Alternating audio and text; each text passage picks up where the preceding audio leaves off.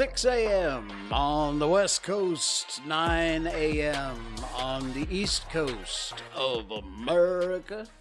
It's 2 p.m. in London, England, 7:30 in Mumbai, India, 11 p.m. in Kyoto, Japan, and in Malaysia, it's 1924. I'm Jay Sheldon. I'm not wearing pants. In nature. Yeah. I don't know what that was. Randomly, I think there's a poltergeist in the machine. And this strange woman pops in and just says, there we go. Please stand by. All right, we're back. Anyway, welcome. Hello, Facebook. Hello, YouTube. Hello, Twitch.tv. And hello, Rumble.com. We are live on Rumble.com also. Thank you for joining us across whatever platform you are watching. And welcome in also to our podcast listeners that continue to grow. Thank you. The audio part of our show is a podcast. It goes out 15 minutes or so after we're done with our live show. It's the same show. It's just that you have only the voice, not the visuals. So a lot of what we do is visual. So we always share the show link, the links to what we talk about in our show notes. That's the description down below. You can click on any one of those and see more about what we're talking. Or if you are listening on the podcast, you can go over to any one of our video replays, rumble.com, YouTube, Facebook, Twitch.tv, not so much because it only lasts for a couple of weeks and they delete them, which is stupid, but that's what they do. Anyway, so thank you across Google, Stitcher, Radio Public, Spotify, of course. We're on all the podcast platforms. Just hit the subscribe. You'll get our show every time we put up a new one, which is 3 days a week, Monday, Wednesday, and Saturday. So cool beans. All right. By the way, before we even start the show, it's kind of started already, but I wanted to share this with you because it's so cool. This is from our, this is on my personal Facebook page, which is open. You can check it out. But this, you remember we had Darren Chow, the guy from the Chrysalis Project on a few shows ago. And the big event happened, and these are the pictures from the event. It's an official launch and the butterfly release. And the Chrysalis Project, I posted this both on my I'm Not Wearing Pants page and also on my personal page.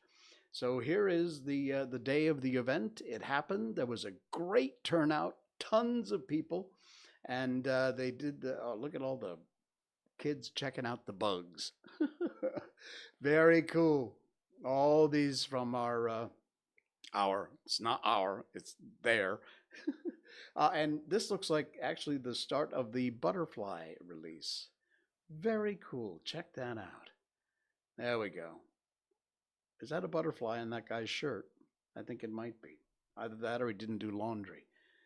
So there you go. There's the release of the butterflies. Very cool. And congratulations to the folks at the Chrysalis Project. They do an amazing job over there. All right. Time to check the little lady out. Miko Update.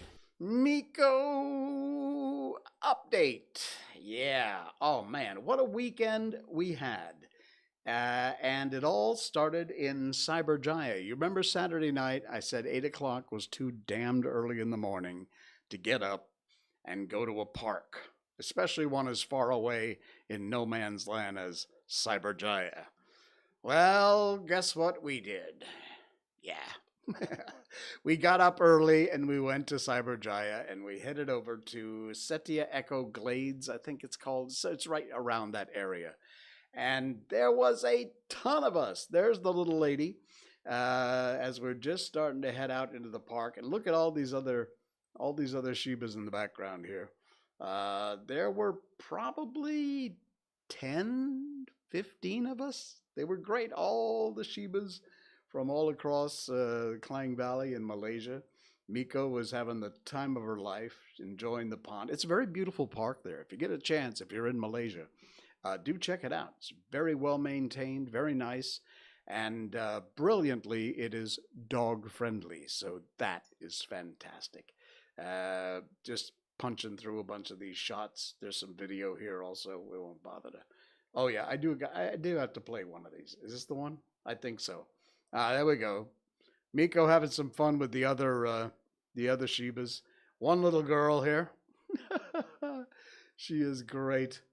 Check it out. There's Miko chasing her around. Yeah, she had a great time. And climbed all the way up to the top of the tower. You see that? Way up there, that's me and that's Miko. Here, there's a close-up shot coming up. There we go. You can kind of see it a little better in there. We're in there. But yeah, there's a bunch of the gang. And there we go. There you go. That's a video also. And a little baby. I think she was like 5 months old or something. Here's Miko checking her out. She was so cute. I remember when Miko was that age. Look at that. Yeah, she is. She's adorable.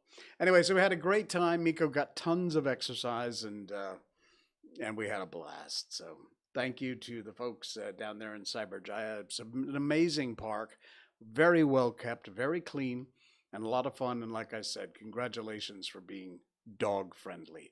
That's a rare delight here, but there are quite a few, and we appreciate it. Oh, by the way, I am wearing my Mr. Miyagi shirt tonight. Well, it's not Mr. Miyagi, but it's a bonsai shirt. Looks like the one from Karate Kid a bit. So, yeah, I don't know where I found this, but I loved it because, as you know, I do bonsai. I've been involved in bonsai since I was like 15, so that's like 132 years ago. All right, we promised you serial killers. We're going to give you serial killers. I saw this. I had to share it. It's the weirdest story. It's from Mames.com. They do some freaky stuff over there. The link, of course, is in our show notes down below. Police thought they found a female serial Unilever responsible for 40 victims. But the truth turned out to be even more weird. True crime.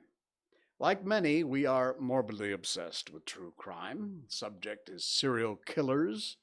Morbid, but I think that's part of why we can't help but be fascinated by it.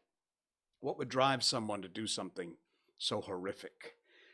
We all know the names of Bundy and Dahmer and Gacy. You know what? I can't see these notices that are coming up, but somebody else just subscribed to the stream. So whoever you are, thank you for that. I'm sorry, it's too tiny up on the top. I can't see it. All right. So anyway, here's a very strange story. The main focus takes place in Hillbrown. Hillbrown is the sixth largest city in Germany, and I am very sure I've mispronounced it. About 123,000 folks live in Hillbrown. At late 2000s, police investigators theorized that one of these citizens was a serial killer.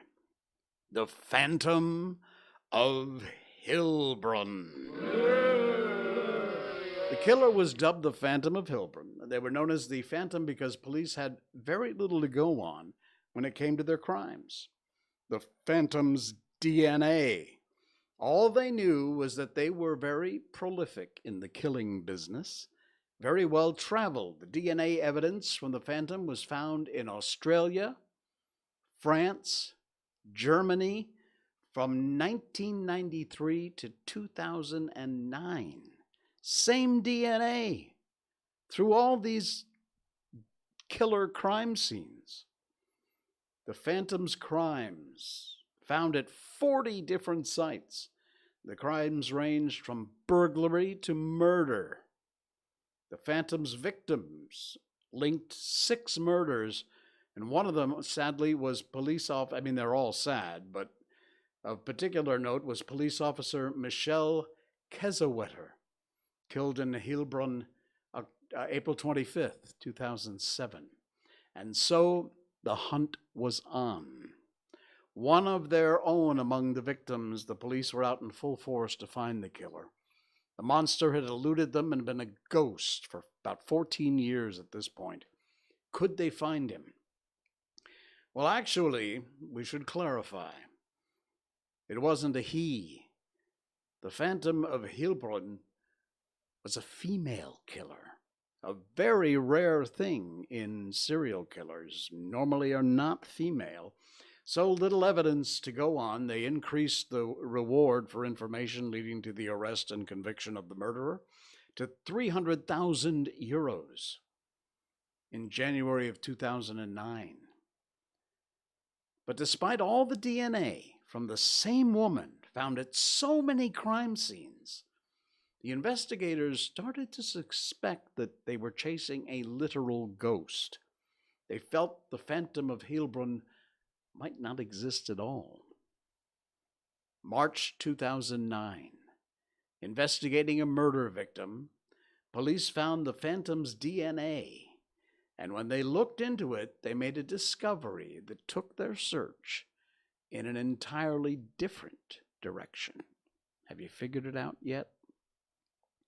It wasn't a phantom at all. It turned out there was no female phantom killer. All of the DNA evidence was contaminated. Cotton swabs was the culprit. No, they didn't do the murders.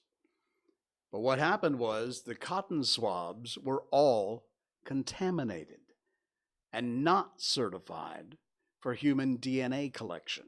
When these CSI people do crime scenes and collect DNA evidence and do swabs, those swabs are very specifically manufactured to be authorized to collect DNA.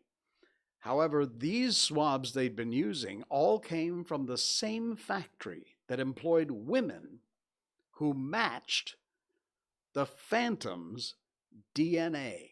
Before they were shipped, the women had been touching, and they got their DNA on the swabs, and that's why, A, it turned up female, and it all seemed to come from one woman. The aftermath, just because of the massive mishandling of the factory's part, the 2016 International Organization for Standardization created new standards that would minimize the risk of human DNA contamination in products used to collect, store, and analyze biological material for forensic purposes. And now that the police were no longer chasing the imaginary killer, they were able to refocus and solve these known to be now unconnected crimes. Officer Michelle Kessewetter's killers were found in 2011, and that case was finally closed. How weird was that? Ah? Just shows to go you. It goes to show you. Shows to go you. How important it is when you're doing crime scene investigation and evidence collection that everything be as pristine and clean and clear as it can be. All that time and money wasted because they had contaminated cotton swabs. Wow. And what they thought was a massive serial killer. Cool beans, huh? All right, had to share it. This, again, the links in our show notes from the folks at World of Buzz. We love World of Buzz. They do some very cool stuff. And they do some important stuff, too, once in a while. It's not all goofy little clickbait things. This is one that I did not think about, but it's true. We all love, here in Malaysia, we have such an amazing variety of flora and fauna. We've got amazing animals here, sadly, some of them badly endangered. And in my humble opinion, we're just not doing enough to help protect things, particularly the Malaysian tiger, which is very endangered. But something we don't think about, whenever we see something unusual, we love taking pictures of it, sharing those on social media, because they're fascinating. We love to see them. I love to look at them. Not always the best idea. Something you may not have thought about. And this from World of Buzz, Perhilatan warns Malaysians never to share wildlife sighting videos in order to protect them from poachers. You didn't think about that, did you? It's all cool to take a picture of the elephants or the baby elephants and stuff that you happen to see crossing the road in the wild. Yes, we do have that here. But especially if your photo describes where the elephants were, or maybe the geolocational data on your photograph reveals that, poachers will use that to figure out where these animals were. So tigers, pangolin, whatever they are. The Terengganu Department of Wildlife and National Parks, Perhilatan, Director Lu Kian Seong, has advised members of the public to never share videos of wild animal sightings on social media because the videos may notify poachers of the location of these beautiful creatures and would make the animals become a target of poaching. Reported by national news agency Bernama, Lu says instead advised Malaysians to send the videos to Perhilatan so the department can facilitate further action. The Terengganu Perhilatan director further asserted, sharing wildlife sightings videos on social media with details like location and time they were spotted just gives an opportunity to irresponsible people to do very irresponsible things. Perhaps the intention is for others to be careful with the existence of wild animals around the location, but there are negative effects from sharing on social media, and this must be stopped. Like I said, I know it is so cool you get that once-in-a-lifetime photograph of some unusual or rare species, tiger, elephants, pygmy elephants, whatever they might be, and the temptation to share that is huge. But please don't, and instead forward it. There's an article, a link to this article in our show notes. You can do some more research about where you can send these videos to the wildlife department, and some very, very, very good advice that we don't often think about because we're too excited that we got this picture. It's so incredible. I want all my friends to see it. I want to share it on all my social media platforms. Not the best idea. Interesting, and something, frankly, I'd never thought of before. Quite cool. All right. We all like doing the right thing, right? Well, Upworthy, again, links in the show notes. Upworthy posted this earlier this week. It was great. And that's how it's done. James Anderson, a very quick little story for you, but it's a brilliant story. James Anderson is a plumber from Burnley, Lancashire, and he went viral a couple of years ago for his very generous invoice. In 2017, he established a non-profit called Gettr Plumbing Services. They give free plumbing service to seniors and disabled customers. There is a link to the story, the actual story itself here. But a plumber did work for a 91-year-old grandma with cancer, and this was his invoice. I'm not sure I can click on that and show it to you. Let's see. Yeah, it does come up. Okay. Call out to boiler, high pressure and 2 leaks. Amount charged, 0. Lady is 91 years of age, acute leukemia, end of life care. No charge for this lady under any circumstances. We will be available 24 hours to help her and keep her as comfortable as possible. Gettr CIC, 1 times £0, subtotal £0, total bill £0. That guy, James Anderson, is a saint. Such an incredibly uplifting story. It's just brilliant. And wow. All for people who are elderly or not able to care for themselves.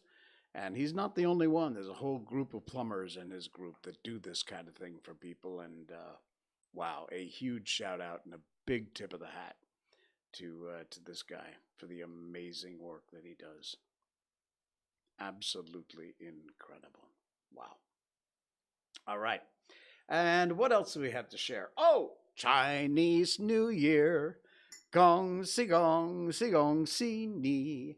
Jay can't sing, so sue me. Anyway, it is Chinese New Year coming up. After next weekend, the first day of Chinese New Year happens. It's like a week from today, I think, would be Chinese New Year Eve. So the first day of Chinese New Year would be next Tuesday. Am I right? Yeah, I think I'm right. And every time there is a new year, the Chinese zodiac calendar comes up. And depending upon what sign you are, this coming, what is that? Oh, it's a vacuum cleaner. Sorry. This coming Chinese New Year is the year of the tiger, which is very cool. But depending upon which zodiac sign you are, it can be a good year, it can be a bad year, or it can be a meh kind of year. Neither good nor bad. So a friend of mine posted this. It is a chart which very quickly will show you what kind of a year you're going to have. Strangely enough, I was born, you all know how old I am, so it's no secret. I was born in 1958, but on January 15th. Chinese New Year often falls around January, February. It's always in between those times mostly. But because my birthday is January 15th, if you just look up 1958, it says it's the year of the dog. Because most of 1958 was the year of the dog. But I was born before the Chinese New Year changed. So I'm actually a rooster. Take a look at the kind of year I'm going to have. Rooster, right there. A+, for wealth, romance, career, health. A+.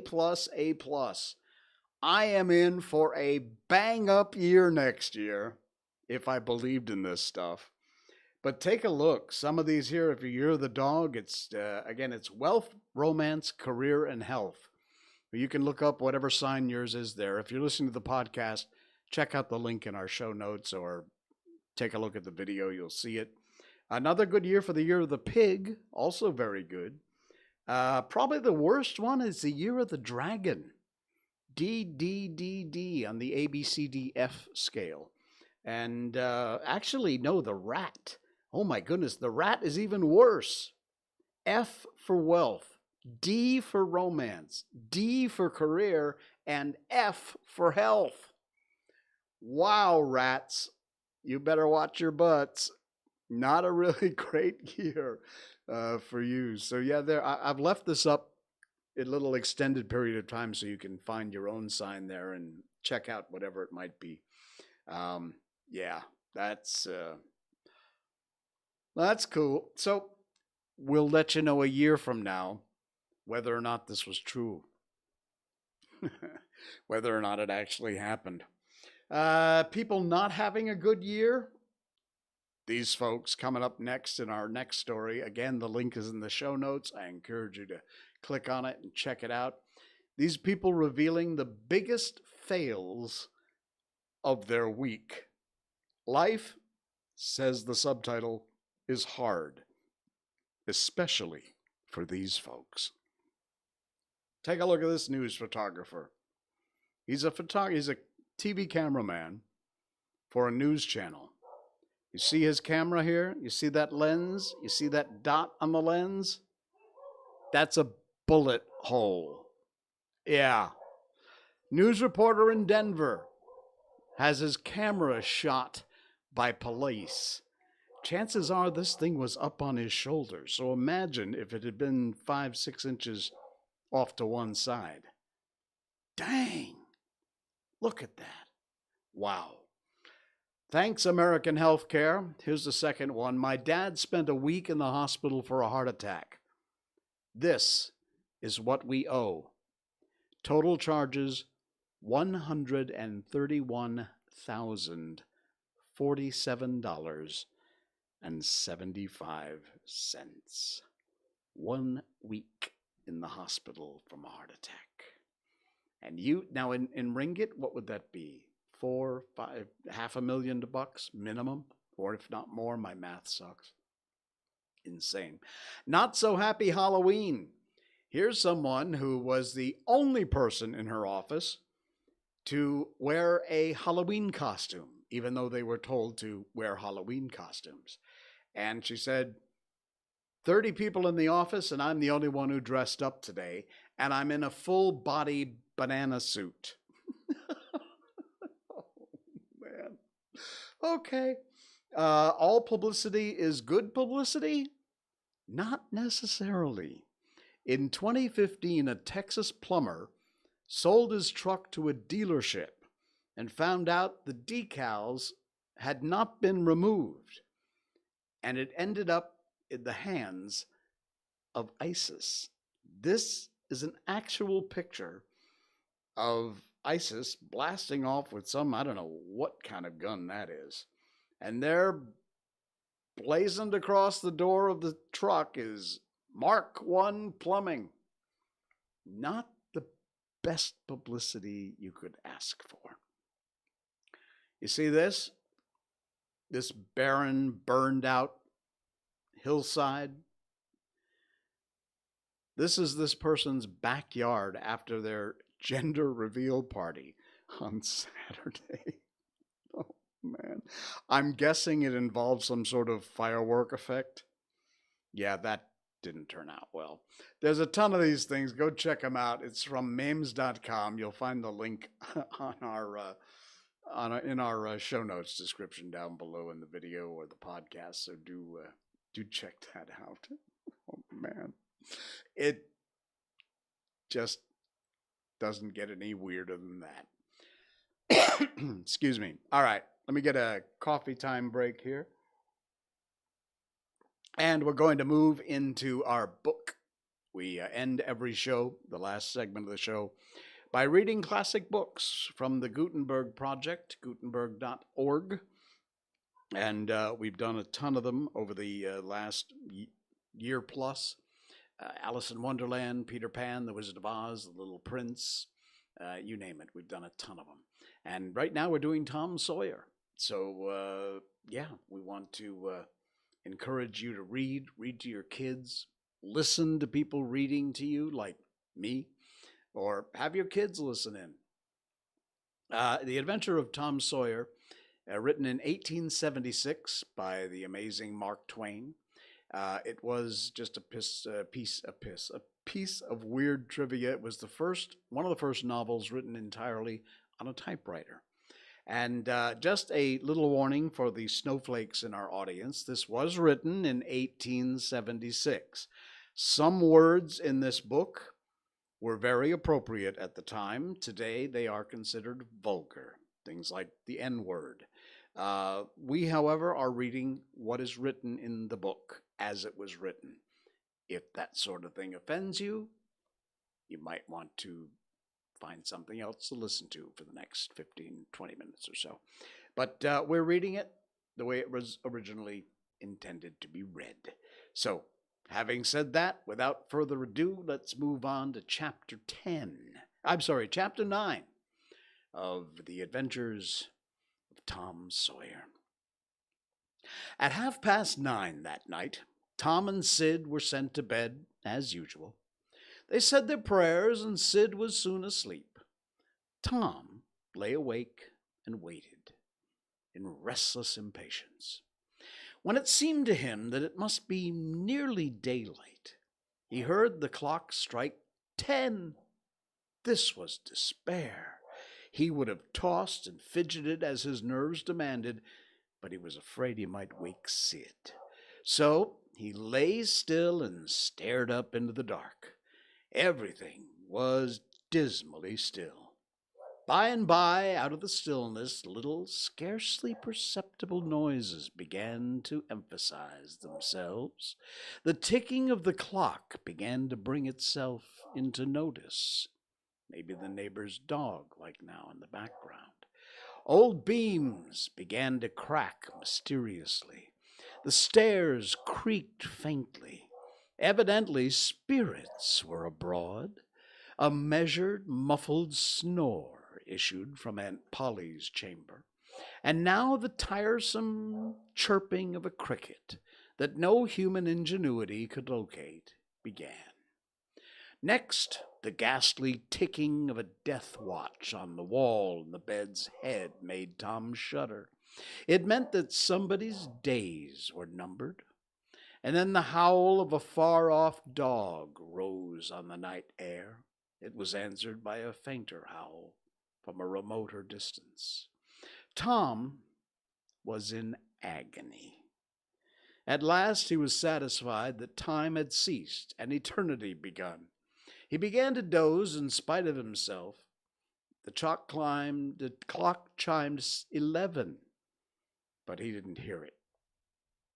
And then there came, mingling with his half-formed dreams, a most melancholy caterwauling. The raising of a neighboring window disturbed him. A cry of, "Scat, you devil!" and the crash of an empty bottle against the back of his aunt's woodshed brought him wide awake. And a single minute later, he was dressed and out the window and creeping along the roof of the L on all fours. He meowed with caution to the ground once or twice, and he jumped to the roof of the woodshed, and thence to the ground.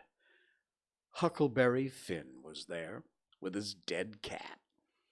The boys moved off and disappeared in the gloom.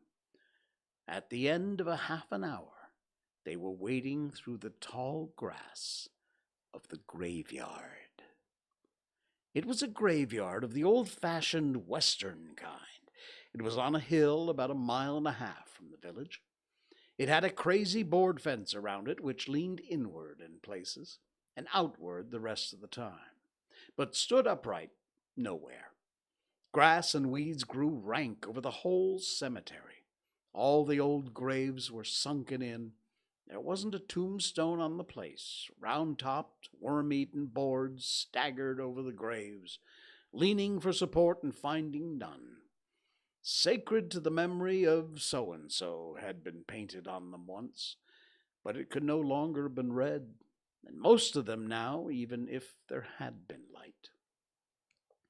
The faint moan wind through the trees, and Tom feared it might be the spirits of the dead complaining at being disturbed. The boys talked little and only under their breaths, for the time and the place and the pervading solemnity and silence oppressed their spirits. They found the sharp new heap they were seeking, and ensconced themselves within the protection of 3 great elms that grew in a bunch within a few feet of the grave. Then they waited in silence for what seemed a long time. The hooting of a distant owl was all the sound that troubled the dead stillness. Tom's reflections grew oppressive. He must force some talk, so he said in a whisper, "Hucky, you believe dead people like it for us to be here?" Huckleberry whispered, "I wished I'd knowed. Awful solemn like, ain't it?" "I bet it is." There was a considerable pause while the boys canvassed this matter inwardly, and then Tom whispered, "Say, Hucky, do you reckon Hoss Williams hears us talking?" "Oh, course he does. Least his spirit does." Tom, after a pause, "I wish I'd said Mr. Williams, but I never meant him any harm. Everybody calls him Hoss." "A body can't be too particular about how they talk about these here dead people, Tom." This was a damper, and the conversation died again. Precisely, Tom seized his comrade's arm and said, "Shh!" "What is it, Tom?" And the two clung together with beating hearts. "Shh! There 'tis again. Didn't you hear it?" There! Now you hear it." "Lord, Tom, they're coming. They're coming sure. What'll we do?" I don't know. I think they'll see us." "Oh, Tom, they can see in the dark, same as cats. I wish I hadn't come." "Oh, don't be afraid. I don't believe they'll bother us. We ain't doing no harm. If we keep perfectly still, maybe they won't notice us at all." "I'll try to, Tom, but Lord, I'm all a shiver." "Listen." The boys bent their heads together, and scarcely breathing, a muffled sound of voices floated up from the far end of the graveyard. "Look, see there," whispered Tom. "What is it?" "It's devil fire. Oh, Tom, this is awful." Some vague figures approached through the gloom, swinging an old-fashioned tin lantern that freckled the ground with innumerable little spangles of light. Presently, Huckleberry whispered with a shudder, "It's the devil, sure enough. 3 of 'em. Lordy, Tom, we're goners. Can you pray?" "I'll try, but don't you be afraid. They ain't going to hurt us as now I lay me down to sleep. Shh! What is it, Huck?" "They're humans. One of 'em is, anyway. One of 'em's old Muff Potter's voice." "Nah, 'tain't so, is it?" "I'll bet I know. Don't you stir nor budge. He ain't sharp enough to notice us. Drunk, same as usual, likely. Blamed old Rip. All right, I keep still. Now they're stuck. Can't find it. Here they come again. Nah, no, they're not. Cold again, hot again. Red hot! They're pinned right this time. Say, Huck, I know another of them voices. It's Injun Joe." "That's so, that murderin' half-breed. Drunker whether there's a devil a dern sight. What can they be up to?" The whisper died wholly out now, for the 3 men had reached the grave and stood within a few feet of the boy's hiding place. "Here it is," said the third voice, and the owners of it held the lantern up and revealed the face of young Dr. Robinson.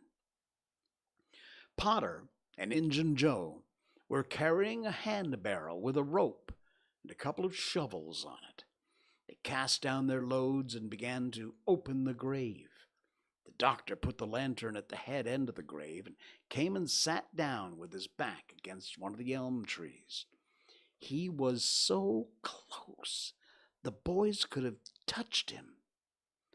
"Hurry, men," he said in a low voice. "The moon might have come out at any moment." They growled a response and went on digging.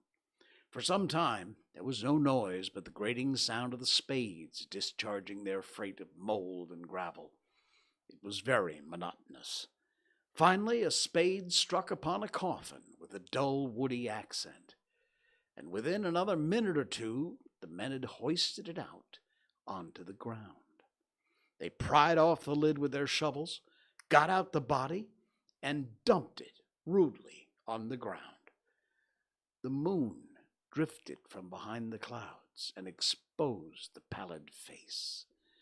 The barrel was got ready and the corpse placed upon it, covered with a blanket and bound to its place with a rope. Potter took out a large spring knife, cut off the dangling end of the rope, and then said, "Now the cussed thing's ready, Sawbones. You'll just out with another 5, or here she stays." "That's the talk," said Injun Joe. "Look here, what does this mean?" said the doctor. "You required your pay in advance, and I paid you." "Yes, you done more than that," said Injun Joe, approaching the doctor, who was now standing. 5 years ago you drove me away from your father's kitchen one night. When I come to ask for something to eat, you said I warn't there for any good. And when I swore I'd get even with you if you took 100 years, your father had me jailed for a vagrant. Do you think I'd forgot? That Injun blood ain't in me for nothing. And now I've got you. And you gotta settle, you know." He was threatening the doctor with his fist in his face by this time. The doctor struck out suddenly and stretched the ruffian on the ground. Potter dropped his knife and exclaimed, "Here now, don't you hit my pard." The next moment had grappled with the doctor, and the two were struggling with might and main, trampling the grass and tearing the ground with their heels. Injun Joe sprang to his feet, his eyes flaming with passion, snatched up Potter's knife and went creeping, cat-like, and stooping round and round about the combatants, seeking an opportunity. All at once the doctor flung himself free, seized the heavy headboard of William's grave, and felled Potter to the earth with it.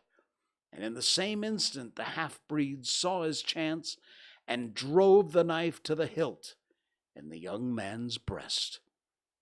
He reeled and fell partly upon Potter, flooding him with his blood, and in the same moment the clouds blotted out the dreadful spectacle, and the two frightened boys went speeding away in the dark. Presently, when the moon emerged again, Injun Joe was standing over the two forms, contemplating them.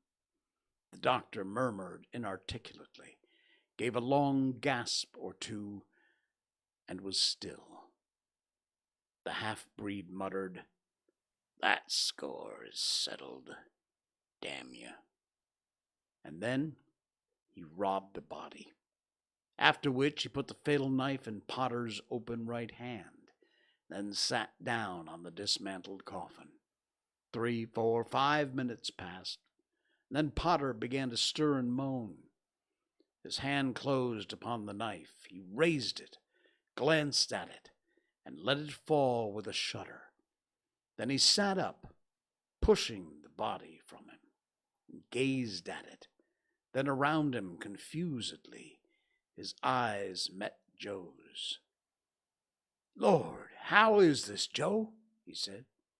"It's dirty business," said Joe without moving. "What'd you do it for?" I never done it." "Look here, what kind of talk? That won't wash." Potter trembled and grew white. "I thought I'd got sober. I had no business to drink tonight, but it's in my head yet, worse than when we started here. I'm all in a muddle. Can't recollect any of it, hardly. Tell me, Joe, honest now, old fella, did I do it?" "Joe, I never meant to, upon my soul and honor. I never meant to, Joe. Tell me how it was, Joe. It's awful, and him so young and promising.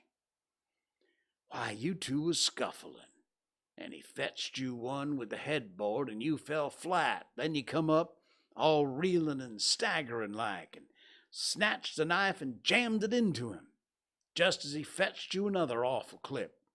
And here you've laid, as dead as a wedge, till now. Oh, I didn't know what I was a-doing. I wish I might die this minute if I did. It was all on account of the whiskey and the excitement. I reckon I never used a weapon in my life before, Joe. I've fought, but never with weapons. They'll all say that, Joe. Don't tell. Say like you won't tell, Joe. That's a good fella. I always liked you, Joe. I stood up for you, too. Don't you remember? You won't tell, will you, Joe? And the poor creature dropped on his knees before the stolid murderer and clasped his appealing hands. Nah, you've always been fair and square with me, Muff Potter. I won't go back on you. There now, that's as fair as a man can say. Ah, Joe, you're an angel. I'll bless you for this longest day I live. Potter began to cry. Come on now, that's enough of that. This ain't no time for blubbering. You be off yonder way, and I'll go this. Move now. Don't leave any tracks behind you. Potter started on a trot that quickly increased to a run. The half-breed stood looking after him, and he muttered, If he's as much stunned with the lick and fuddled with the rum as he had been the look of being, he won't think of the knife till he's gone so far he'll be afraid to come back after it, such a place with himself. Chicken heart. 2 or 3 minutes later, the murdered man, the blanketed corpse, the lidless coffin, and the open grave were under no inspection but the moon's. The silence was complete again, too. And that's chapter 9. Wow. Dang, that is The Adventures of Tom Sawyer, Chapter 9.